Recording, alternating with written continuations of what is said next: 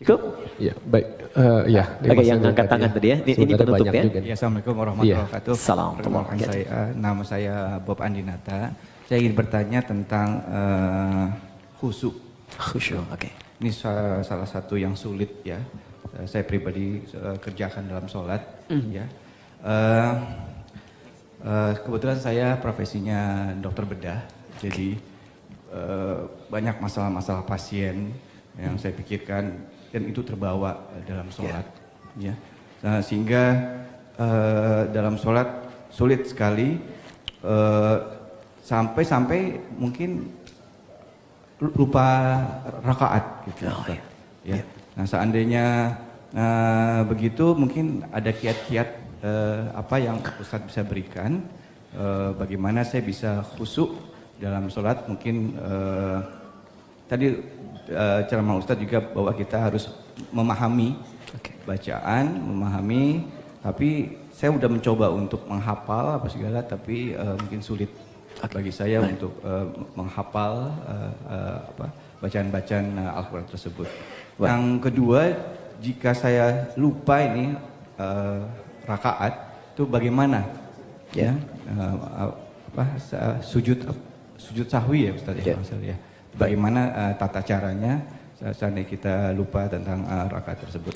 Dan yang terakhir mengenai pertanyaan yang terakhir tadi mengenai pakaian yang didapat yang haram, ya itu seandainya saya mendapatkan sesuatu yang haram, apa yang harus saya kerjakan? Apakah saya harus buang pakaian tersebut? Apakah saya harus berikan apa gimana? Gitu. Ya. Terima kasih. Waalaikumsalam warahmatullahi wabarakatuh. Baik, pertanyaan dari Dr. Bob tentang persoalan khusyuk dalam sholat. Memang khusyuk itu masalah yang luas, universal. Tidak tersekat ke dalam profesi dokter bedah saja. Tukang kredit ketika sholat bisa ingat kreditnya. Yang mau arisan bisa ingat tuh, ya ini giliran siapa menangnya. Semua. Karena itu di hadis Nabi menyebutkan umum. Ada dua penyebab orang tidak khusyuk. Pertama, faktor setan. Ada setan khusus menggoda orang sholat. Namanya khanzab. Ada yang menyebut khinzib. Setan tuh banyak jenisnya. Nanti mungkin bagus juga kalau kita belajar fikih setan. Ya, supaya tahu cara menghindarinya. Ya kan? Ya, kita nanti belajar jenis-jenis setan. Ada setan di rumah tangga. Ya, ada di Quran surah kedua ayat 102. Namanya dasim. Ada setan di pasar. Itu yang kalau ke mall pulang-pulang masih ingat tas belum dibeli. Ada, ya, ada banyak. Ya, ada setan di tempat-tempat musik. Ada banyak macam-macam. Ya, nah ini kembali ke setan yang goda orang sholat. Nanti saya sampai ke jawabannya.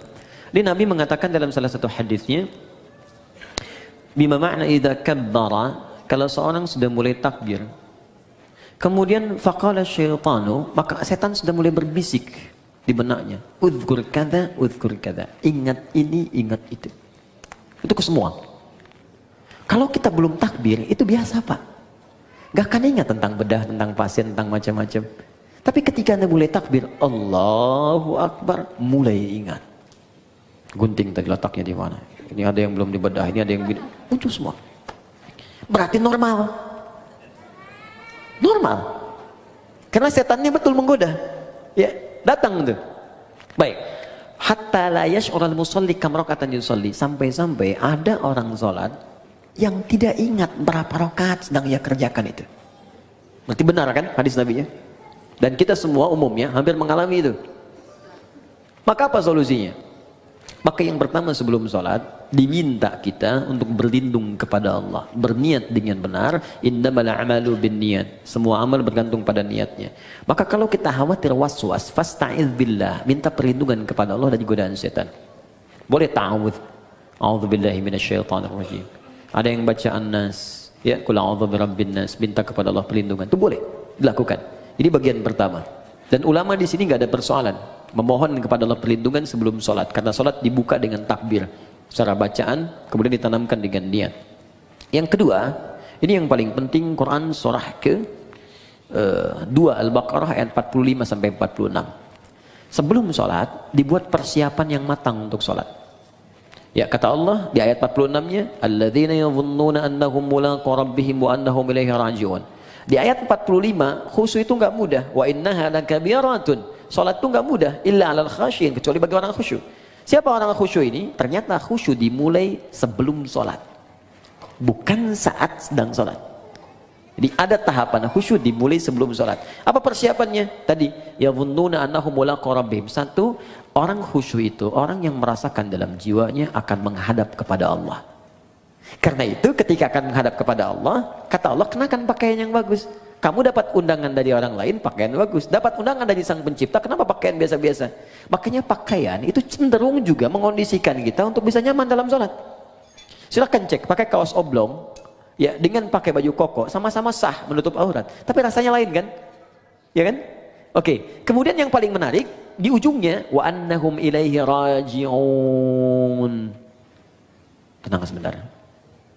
Kalau Anda mendengar kalimat raji'un, raji'un, raji'un, apa yang terbayang? Inna lillahi wa inna ilaihi raji'un. Nah, dalam sholat itu ketika kan sholat, kalau ingin khusyuk kata Allah, rasakan mungkin ini sholat terakhir yang Anda kerjakan dalam hidup. Mungkin wafat dalam sujud. Apa yang Anda pikirkan membedah orang kalau Anda wafat sekarang? Apa yang Anda pikirkan tentang gunting, tentang segalanya, tentang selang, tentang infus? Kalau Anda wafat sekarang, apa yang mau Anda kerjakan kata Allah? Percuma pikirkan semuanya. Maka Nabi sering katakan sebelum sholat, Sallu sholatan muwadda'. Sholatlah engkau seakan-akan sholat ini jadi perpisahan dalam hidupmu. Ya, sholat, siapkan. Rasakan, mungkin ini sholat terakhir.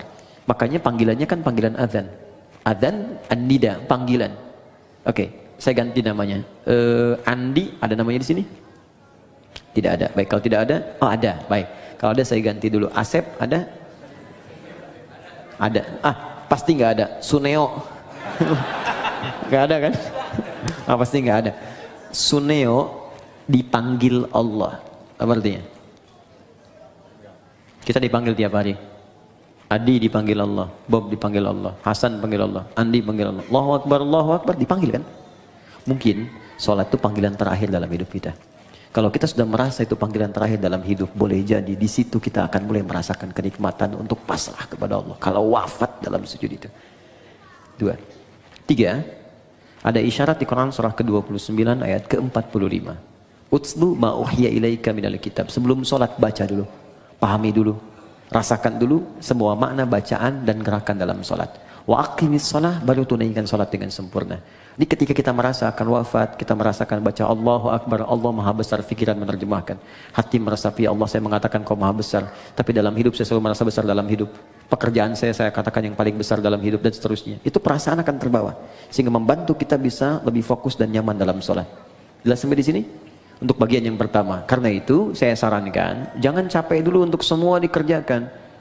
Sepekan ini saya mau belajar takbir dulu, pahami dulu. Sepekan kemudian saya belajar untuk iftitah. Selanjutnya saya belajar Al-Fatihah sampai sempurna kita. Bahkan ada ulama yang mengatakan ingat sholat saja sudah bagian dari khusyuk. Wah, ini 5 menit lagi adzan zuhur nih. Sudah ingat tuh, itu bagian dari khusyuk. Oke? Baik. Kemudian yang selanjutnya saya lompat ke bagian terakhir. Yang haram ketika hadir dalam jiwa kita atau kehidupan kita, bagaimana solusinya? Kalau dari pakaian dan sebagainya, ada sebagian yang ekstrem mengatakan buang, ada yang mengatakan bakar. Tapi kalau ada dari manfaat-manfaat bisa digunakan secara sosial, maka jumhur ulama lebih menyarankan arahkan kepada kepentingan sosial. Misal ada harta haram berupa uang misalnya kan didapatkan, kita tahu ini haram. Walaupun misalnya hukum setempat mengatakan boleh, tapi saya katakan ini haram nih secara agama. Maka Anda ingin bebaskan dari itu, maka kemana kan ini?